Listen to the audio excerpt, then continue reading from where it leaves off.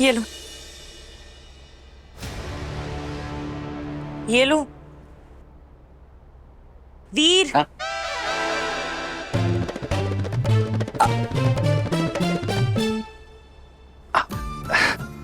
राधिका जी, हमारा सीधा हाथ जला है। अगर आप अपने सीधे हाथ से माँ दवाई लगाएंगी तो जल्दी ठीक हो जाएगा। प्लीज। देविका भाभी, हाँ आप प्लीज वीर को दवाई लगा देंगी, वो खुद नहीं लगा पा रहा है। अरे पर काहे राधिका जी? लाओ वीर, मैं तुम्हें दवाई लगा देती हूँ। ए भाभी, काहे जले में नमक छिड़कनी है? लाए हम खुद लगा लेंगे। अरे वीर मैं लगा देती हूँ ना। लगा लेंगे। सुनो तो। राधिका इधर आओ। जी। मुझे क्या लगता है कि वीर मुझसे नहीं तुमसे दवाई लगवाना चाहता था, समझी?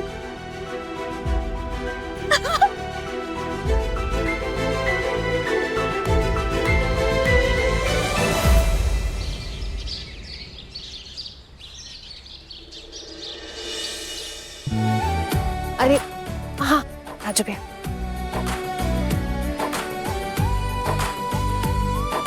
निया, विहान, माँ, कहाँ हो सब? नमस्ते नमस्ते। राज जी, भूमि आ गए। सुबह से आप अरे इंतजार कर रहे हैं। कैसा है मेरा बच्चा? दादी आप ठीक हो? भूमि आ गई। विहान, जीते रहो, खुश रहो बच्चा। देखो कौन आया है, आ जाओ। कैसी है? अच्छी हो, आप कैसे हो? बस ठीक हो। अरे 2 दिन पहले तो मिले थे हम सारे। माँ ने इन्हें वापस क्यों बुलाया? इनके समोसे और कचौरी पे और 500 रुपए खर्चे हो जाएंगे। जीते रहो। आओ बैठो राज बेटा। आजा।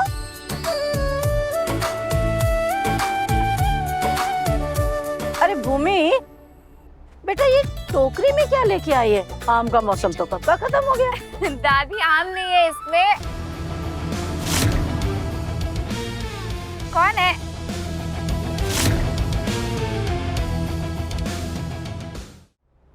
राजू भैया, मुझे पता है आपको। आम नहीं है दादी, कुछ बहुत स्पेशल लेके आई हूँ। सारे आराम से बैठ जाओ, फिर दिखाती हूँ।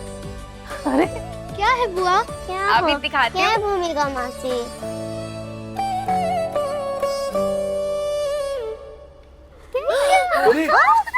बनी खरगोश। आराम से ध्यान से ध्यान शब मिलेगा। ध्यान से। ओ मिस्टर बनी, आप यहाँ?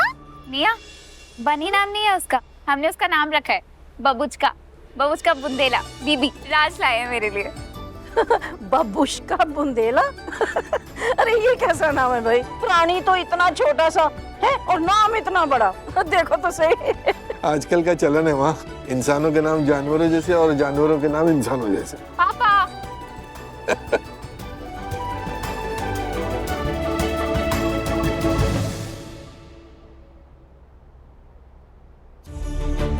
ये क्या ना?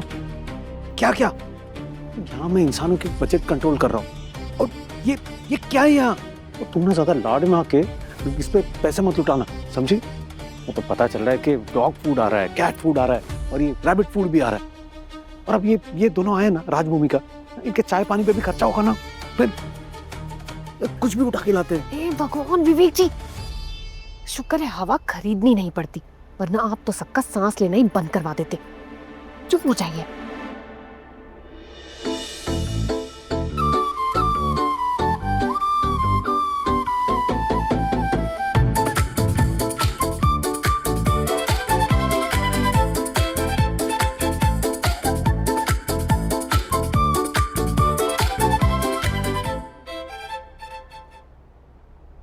अरे दीदी, आप अभी तक तैयार नहीं हो?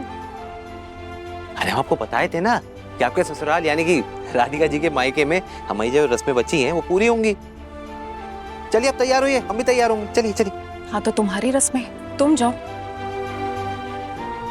मुझे क्यों कह रहे हो तैयार होने के लिए? अरे दीदी, लक्ष्मी काकी खुद न्योता दी है सबको। अब बाकियों का तो हमको पता था कि वो नहीं आएंगे और आपके आने की तो हमें पूरी उम्मीद थी। आइए ना, चलिए। इस घर में दूसरों की उम्मीदों पे खरे उतरने का फैशन अब नहीं रहा वीर। मम्मा पापा को भी तो तुमसे कितनी सारी उम्मीदें थी, जिसको तुमने कितनी बेदर्दी से तोड़ दिया। एनीवेज तुम जाओ, तुम्हें लेट हो रहा होगा, मेरा वेट मत करो। मेरा उस घर में दोबारा कदम रखने का कोई इरादा नहीं है। दीदी, उस घर ने आपका क्या बिगाड़ा है? सब आपसे इतना प्रेम करते हैं, इतना मान सम्मान देते हैं आपको, और आप है कि कोई किसी के रंग में कितना रंग सकता है तुम्हें देख के समझ में आता है वीर। आजकल तो तुमसे जब भी बात होती है ऐसा लगता है किसी अनजान इंसान से बात हो रही है। मेरे भाई तो तुम रहे ही नहीं वीर, ना इस घर के बेटे रहे। मम्मा पापा की इज्जत करना, उनकी बात मानना तो तुम भूल ही गए हो। बस हर वक्त उनके खिलाफ खड़े रहते हो और राधिका दी की सपोर्ट में। एक टाइम था जब तुम जायसवाल फैमिली से इतनी नफरत करते थे कि तुम उनकी शक्ल नहीं देखना चाहते थे। तुम उससे कहते थे कि मैंने गलती की, गलत घर में शादी कर ली, गलत लोगों से रिश्ता जोड़ लिया। मम्मा पापा दादी सबकी नाराजगी को जस्टिफाइड बताते थे। और आज देखो, तुम राधिका दी और उनके परिवार के पीछे ऐसे पागल हो रखे हो कि तुम्हें कोई नजर ही नहीं आ रहा।